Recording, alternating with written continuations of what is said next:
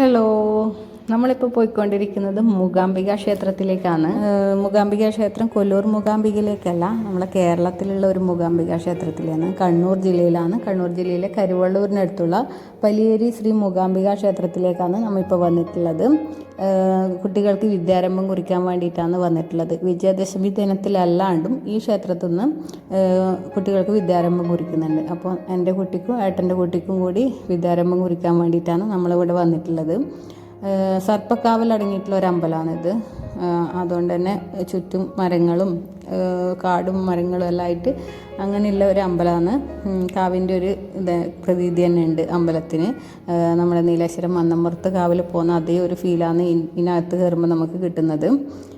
അപ്പോൾ നമ്മൾ കുറച്ച് നേരത്തെ വന്നിട്ടുണ്ട്. ഏട്ടനും ഫാമിലി എത്തിക്കൊണ്ടിരിക്കുന്നത്രേ.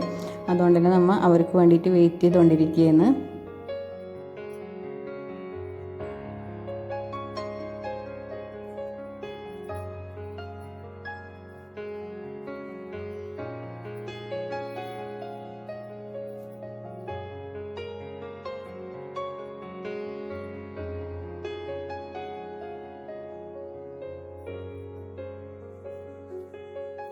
അങ്ങനെ ഏട്ടനും ഫാമിലിയെല്ലാം എത്തിയിട്ടുണ്ട്.